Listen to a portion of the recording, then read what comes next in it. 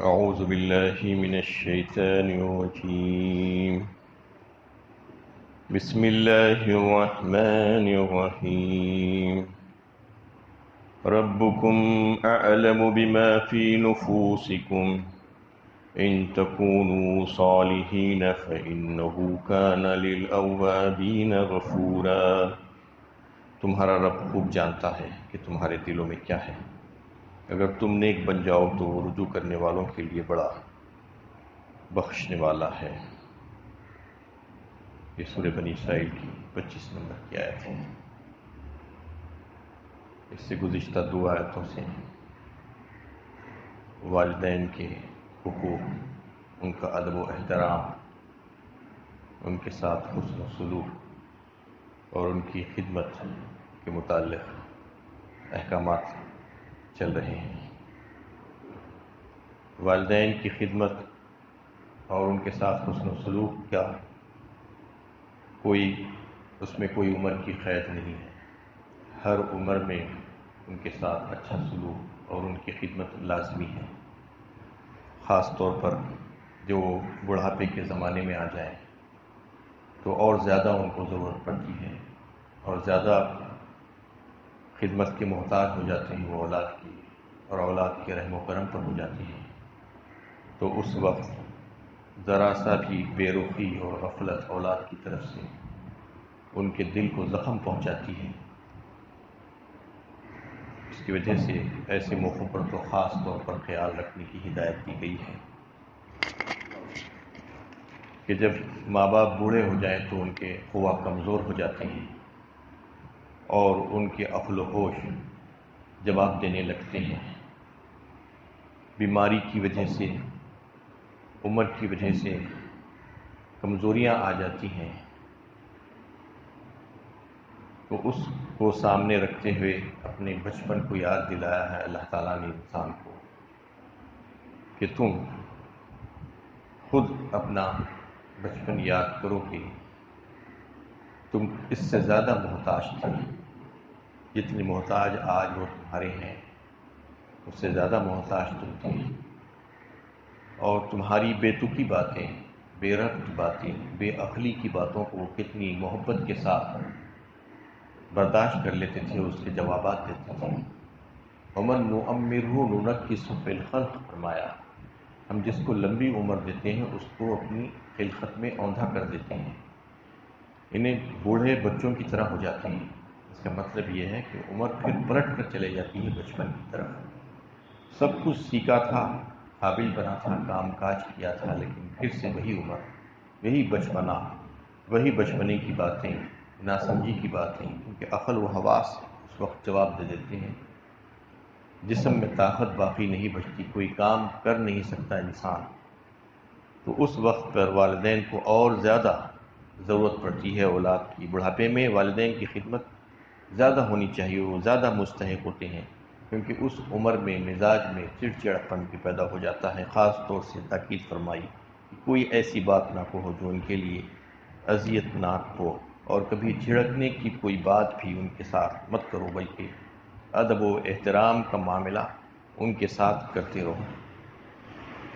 کیونکہ بچپن میں تمہارے ساتھ انہوں نے جو سلوک کیا تھا اس کو ہمیشہ یاد کرتے رہو، اور ایک شریف انسان کی طرح ان کے جو احسانات ہے اس کا بدلہ ادا کرنے کا اب تمہیں موقع آیا ہے. تم اس کو ادا کرنے کی کوشش کرو اچھی طریقے سے. تو اس میں انہیں بار بار اللہ تعالیٰ نے مختلف انداز میں اپنے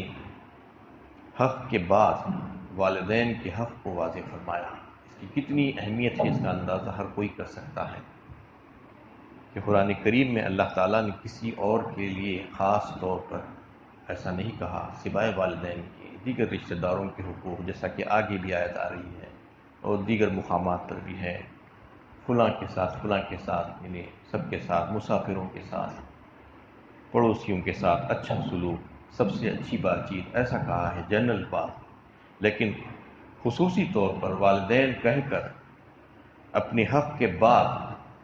اس کو شامل کرنا اسی آیت میں یہ بہت بڑی بات ہے کہ اس سے بتانا مقصود ہے کہ ان کا کیا مقام و مرتبہ ہے والدین کا، اس کو اولاد کو سمجھنا چاہیے، یہ بھولنا نہیں چاہیے کہ ماں باپ نے تمہاری پرورش کی زحمت اٹھائی،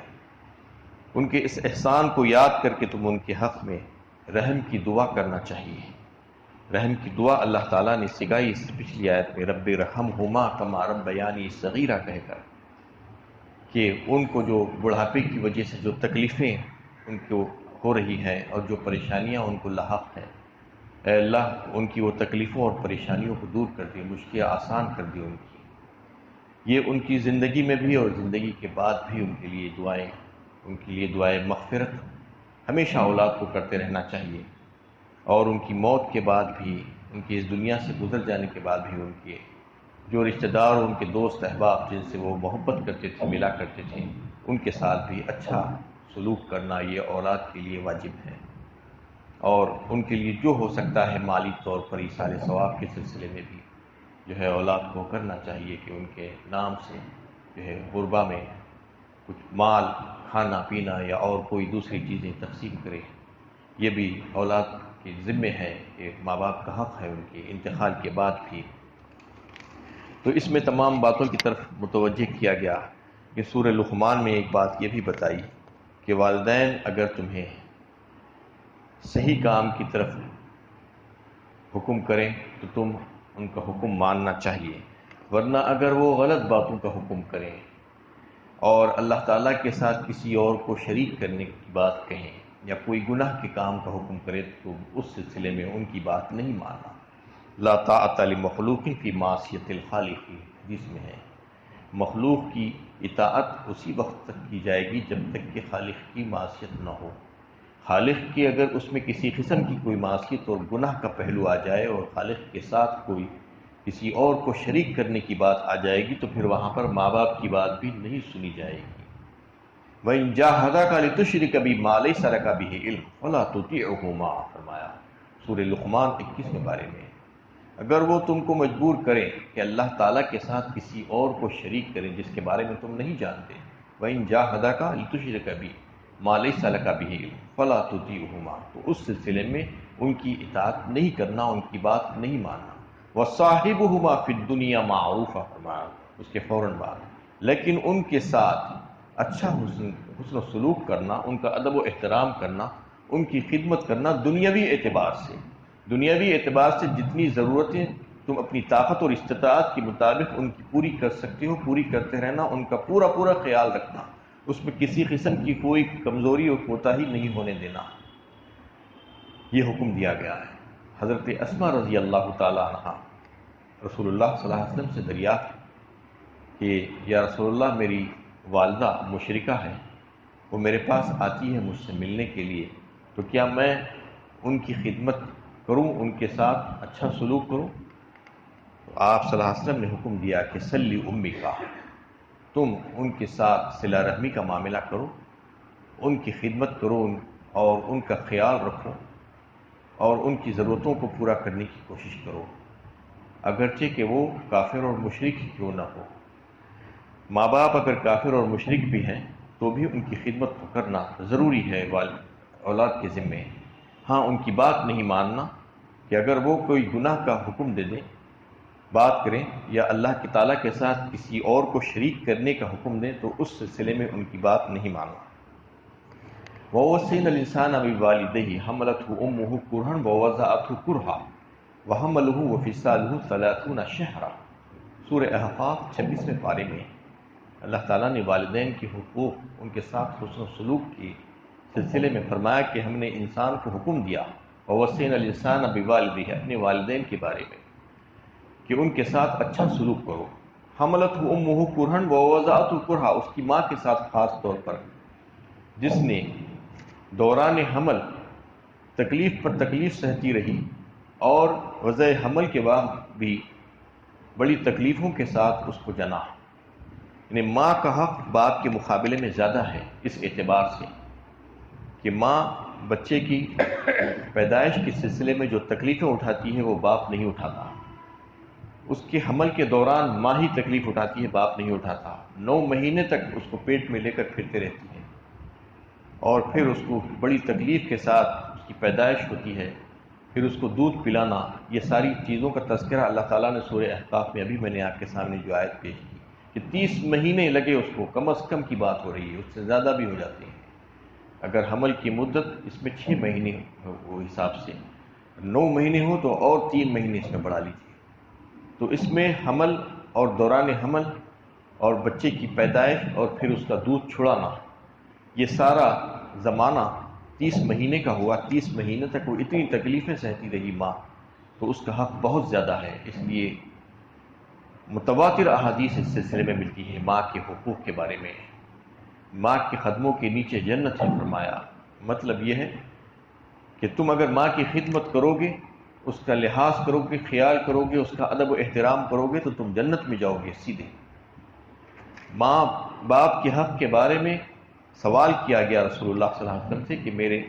لیے کیا زیادہ بہتر ہے، کس کا حق زیادہ ہے میرے لیے میرے ماں باپ میں سے؟ تو آپ صلی اللہ علیہ وسلم نے فرمایا تیری ماں کا، تیری ماں کا، تیری ماں کا۔ 3 بار آپ صلی اللہ علیہ وسلم نے ماں کا تذکرہ کیا، اور 4تھی بار پوچھنے پر فرمایا تیرے باپ کا۔ تو اس سے یہ مطلب نکلتا ہے کہ ماں کا باپ کے مقابلے میں بہت زیادہ ہے، اس اعتبار سے کہ وہ بچے کی پیٹ میں رکھتی ہے پیدائش سے پہلے، حمل کے دوران، پھر اس کی پیدائش کے دوران جو تکلیفیں سہتی ہے وہ، اس کے بعد پھر اس کو دودھ پلانا، دودھ چھڑانا، اس کی پرورش، یہ سب ماں کے ذمے ہوتا ہے، اس لیے ماں کا حق زیادہ بتایا گیا ہے۔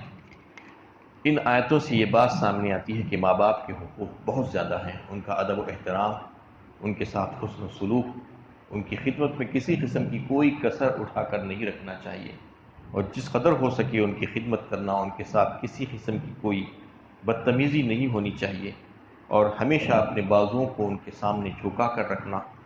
ان سے ادب و احترام کے ساتھ بات کرنا، ان سے اونچی آواز میں بات نہیں کرنا، ان کی دل شکنی نہیں کرنا، ان کی جتنی خدمت ہو سکے کرنا دنیاوی اعتبار سے، اور ان کے لیے دعائیں کرنا، ان کی تکلیفیں دور کرنے کے لیے نہ صرف کوشش کرنا بلکہ اللہ تعالیٰ سے جو ہے دعا بھی مانگنا۔ اب اس کے بعد بھی اس آیت میں یہ بات آئی ہے کہ ربکم اعلم بما فی نفوسکم ان تکونوا صالحین فانہ کان للأوابین غفورا۔ انسان ہونے کے ناطے اولاد میں بھی اگر جو ہے کوئی پریشانی ہو جائے، اس کو کوئی تکلیف پیش آ جائے، اور بے ارادہ بغیر سوچے کہ اگر اس کے زبان سے کوئی ایسا کلمہ نکل جائے جو بے ادبی کرنا نہیں چاہتا تھا ماں باپ کی، لیکن اس کے باوجود بھی انسان کی حالت یکساں نہیں رہتی، اس کی تسلی اس آیت میں اللہ تعالیٰ نے فرمائی، اس کی دل جوئی کی کہ تم کو زیادہ فکر کرنے کی ضرورت نہیں ہے۔ اگر تم بے ادبی کا پہلو تمہارے دل میں نہیں تھا، تم ان کے ساتھ حسن و سلوک ہی کرتے آ رہے ہو ہمیشہ سے، لیکن کبھی کوئی پریشانی کی وجہ سے یا غفلت کی وجہ سے کبھی ایسی بات تمہارے منہ سے نکل گئی، کوئی ایسا کلمہ نکل گیا جس کے لیے جہنم کی وعید ہے کہ ماں باپ کے ساتھ بے ادبی کرنا، تو اس وقت تم فوراً اللہ تعالیٰ سے رجوع ہو جانا اور معافی مانگنا، استغفار کرنا، توبہ کرنا۔ تمہارے دل کی حالت اور کیفیت اللہ تعالیٰ بخوبی جانتے ہیں، تم کیا کہہ رہے ہو اور کیا چاہتے ہو اور تمہارا عمل کیا ہے۔ ربکم اعلم بما فی نفوسکم، بہت اچھا جانتے ہیں تمہارے دلوں میں کیا ہے۔ ان تکونوا صالحین، اگر تم صالح ہو، نیک ہو، تو پھر اللہ تعالیٰ اس کے بارے میں بھی جانتے ہیں، اور اگر تم بدبخت ہو تو اس کے بارے میں بھی جانتے ہیں۔ فإنہ کان للأوابین غفورا، لہذا چاہیے کہ تم اللہ تعالیٰ سے اس وقت معافی مانگو تو اللہ تعالیٰ تمہیں معاف فرما دیں گے۔ اس یعنی کام کی وجہ سے جو تمہاری بے ادبی کا جو کلمہ تمہاری زبان سے نکل گیا تھا غفلت میں، تو تم ان سے معافی مانگ لو۔ تو یہ بات سکھا دی گئی، کیونکہ اولاد جب ساتھ رہتی ہے تو ساتھ رہتے رہتے بعض وقت اس کو بھی چڑچڑاپن ہو سکتا ہے، کبھی کوئی ایسے حالات پیش آ سکتے ہیں کہ وہ پریشانی میں مبتلا ہو، کوئی اور مزید کوئی اس کو کوئی ٹینشن ہو، اس وقت کوئی اس کی زبان سے ایسا کلمہ نکل جائے تو فوراً اللہ تعالیٰ سے رجوع ہونا۔ اللہ تعالیٰ بخوبی جانتے ہیں اس کے دل میں، اس کی دل کی کیفیت کیا ہے۔ والدین کے حقوق اور ان کے ساتھ ادب و احترام، ان کی رعایت کرنے کے سلسلے میں امام قرطبی نے ایک عجیب و غریب واقعہ نقل کیا ہے حضرت جابر بن عبداللہ کی روایت سے، کہ ایک دفعہ ایک شخص رسول اللہ صلی اللہ علیہ وسلم کی خدمت اقدس میں حاضر ہوا، اور حاضر ہو کر کہا کہ میرا باپ میرا مال لے لیتا ہے یا رسول اللہ۔ شکایت کی آپ صلی اللہ علیہ وسلم کے دربار میں۔ آپ صلی اللہ علیہ وسلم نے کہا کہ تمہارے باپ کو بلا کر لاؤ۔ اسی دوران حضرت جبرائیل امین حاضر خدمت ہوئے، اللہ کی اجازت سے اور آ کر آپ صلی اللہ علیہ وسلم سے کہا کہ اس کے باپ کے آنے کے بعد آپ ان سے وہ اشعار کے بارے میں پوچھنا جو اشعار اس شخص نے کہے ہیں، لیکن ابھی اس کی زبان سے وہ اشعار نہیں نکلے، وہ دل ہی دل میں اس نے وہ اشعار کہے ہیں اپنے بیٹے کے بارے میں، نہ اس کے کانوں نے وہ اشعار سنے ہیں خود، اور نہ ہی اس نے کہیں پر لکھا ہے، بس بلکہ دل میں وہ اشعار اس نے کہے ہیں، وہ اشعار کے بارے میں اس سے پوچھنا۔ آنے کے بعد رسول اللہ صلی اللہ علیہ وسلم نے اس شخص سے پوچھا کہ وہ اشعار کیا ہے، ذرا سناؤ تو صحیح۔ تو اس نے کہا کہ یا رسول اللہ، میں نے تو وہ ابھی کہے بھی نہیں، میں نے دل میں سوچا تھا، آپ کو کیسے معلوم ہو گیا؟ اور پھر وہ اشعار سنانے لگا۔ اس کا مطلب یہ تھا کہ میں نے تیرے لیے کیا کیا نہیں کیا، تیری پیدائش کے بعد سے میری زندگی کیسی رہی، میری کمائی سے تو کھاتا پیتا رہا، تو بڑا ہوا، میں نے تجھے پالا پوسا، تجھے کھلایا پلایا، تو بیمار ہوا تو راتوں میں جاگتا رہا، تیری خدمت کرتا رہا، روتا رہا تیرے لیے میں، اور مجھے یہ خوف اور اندیشہ رہتا تھا ہمیشہ کہ کہیں تو ہلاک نہ ہو جائے، تیری زندگی ختم نہ ہو جائے، میں اللہ تعالیٰ سے دعائیں کرتا تھا۔ اب آج تو اس درجہ پہنچ گیا ہے، جوان ہو گیا ہے، تو آج تو یہ باتیں کر رہا ہے مجھ سے کہ اگر تو میرے باپ ہونے کا حق ادا نہیں کر سکتا تو کم از کم ایک اچھا پڑوسی ہونے کی طرح تو مجھ سے پیش آ۔ یہ اشعار تھے، اس کا مطلب یہ تھا۔ یہ اشعار سننے تھے، رسول اللہ صلی اللہ علیہ وسلم نے کوئی سوال نہیں کیا، بیٹے سے کچھ نہیں پوچھا، باپ سے کچھ نہیں پوچھا، بیٹے کا گریبان پکڑ کر کہا جا، تو اور تیرا مال سب تیرے باپ کا، بس اتنا ہی کہا، تو اور تیرا مال تیرے باپ کا ہے، تو اس کے بارے میں کوئی شکایت نہیں کرنا، کوئی سوال نہیں پوچھا، کوئی جواب نہیں، کوئی جرح نہیں،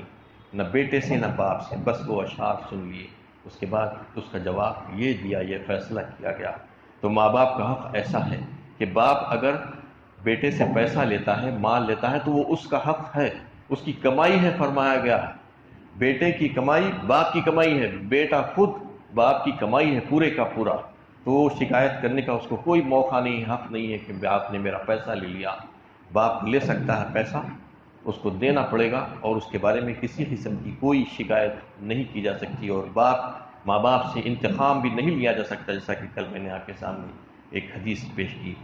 اگر ماں باپ تمہارے اوپر ظلم بھی کیے ہیں تو بھی تم ان سے انتقام نہیں لے سکتے، ان کو تکلیف نہیں پہنچا سکتے، تمہیں یہ اختیار نہیں ہے، ان کی خدمت تو کرتے ہی رہنا پڑے گا۔ وہ اس کا سوال و جواب اللہ تعالیٰ کریں گے کہ اگر انہوں نے کوئی ظلم کیا تھا تو اس کے بارے میں انصاف تمہیں ملے گا، لیکن دنیاوی اعتبار سے تم ان کی خدمت میں کسی قسم کی کوئی کسر اٹھا کر نہیں رکھنا۔ اللہ تعالیٰ سے دعا ہے کہ اللہ تعالیٰ ہمیں صحیح علم و عمل کی توفیق